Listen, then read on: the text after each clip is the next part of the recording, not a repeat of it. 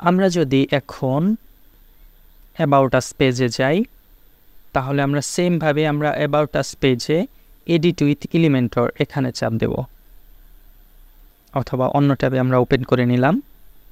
ঠিক সেমভাবে আমরা এখানে পরিবর্তন করতে পারবো। যদি এই সেকশনটা আমরা পরিবর্তন করতে চাই, সেক্ষেত্রে আমাদের কি করতে হবে, আমাদের ঠিক এই 6টি যে ডট দেখতে পাচ্ছেন, এখানে আমরা ক্লিক করলাম।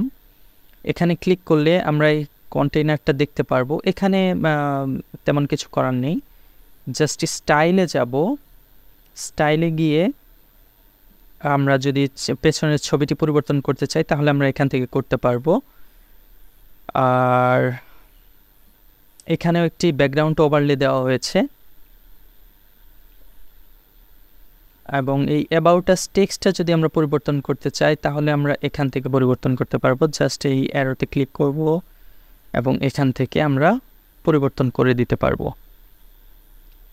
তারপর ঠিক সেমভাবে আমরা ওইআর এবং ডেসক্রিপশন, ইমেজ সবগুলো আমরা সেমভাবে আগে যেভাবে দেখেছি ঠিক সেভাবেই আমরা পরিবর্তন করে দিতে পারবো।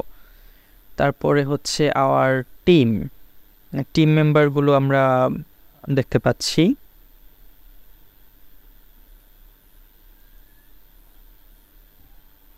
আমরা যদি এখানে টিম মেম্বার অ্যাড করতে চাই, সেক্ষেত্রে আমরা কিভাবে অ্যাড করব বা কিভাবে একটি টিম মেম্বারকে আমরা এখান থেকে ডিলিট করব সেটা দেখব।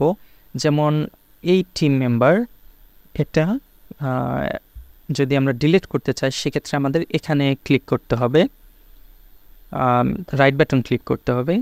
রাইট বাটন ক্লিক করে ডিলিটে চাপ দিলেই এটি চলে যাবে। আর যদি আমরা এডিট করতে চাই, সেক্ষেত্রে এখানে আমরা ক্লিক করব। ক্লিক করে এখানে তার ছবিটি আমরা দিয়ে দিতে পারবো।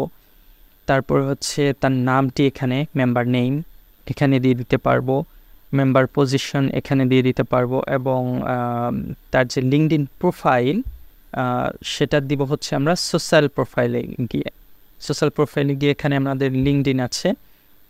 তো লিঙ্কডইনের আইকনটি অলরেডি সেট করা আছে, এখানে কিছু করতে হবে না। শুধু এই লিঙ্কের জায়গায় তার যে লিঙ্কডইনের প্রোফাইলের লিঙ্ক সেটা আমাদের এখানে কপি পেস্ট করে দিতে হবে।